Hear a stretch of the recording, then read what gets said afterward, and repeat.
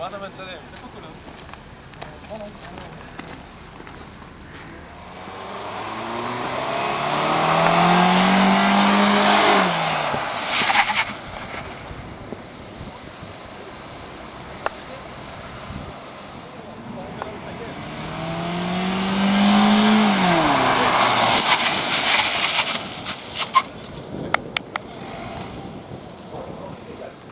תסתכלו, זה יותר מהר.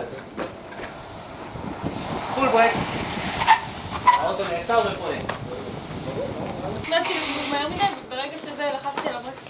אוקיי, אבל לא לחצת עליו חזק. אם היית לוחצת עליו הכי חזק שהגלגלים היו ננעלים, האוטו היה מחליק ישר. לכיוון הזה. את לחצת על הברקס חלש יחסית, לא נעלת הגלגלים. מה יקרה לאוטו? צלחת? לא יודע. צלחות חד פעמיות שלי בזה. עכשיו אני אגיד לשגיא, תסתכלו מה קורה. תשימו לב טוב טוב מה קורה ברגע הראשון של הלבינה. שימו לב. זה הוא עשה משהו אחר לחלוטין.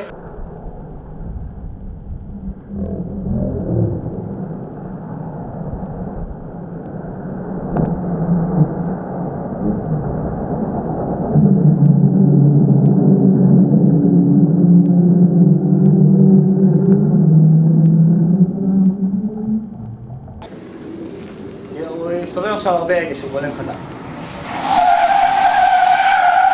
ראיתם כמה הוא הגדיל את המרחק בלי משהו? כן. אבל עדיין שדמה...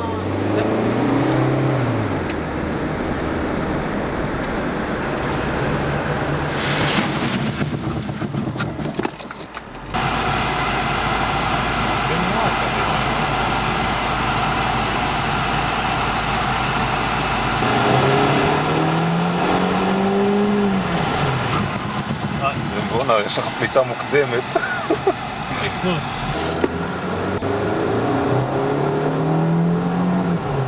יש לך 60 כמעט.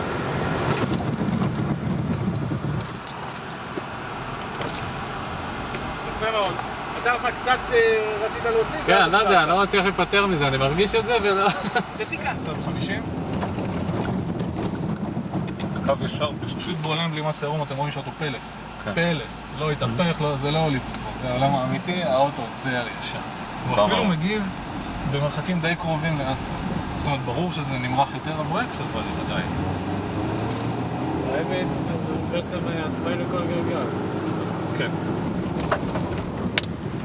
Now you're talking.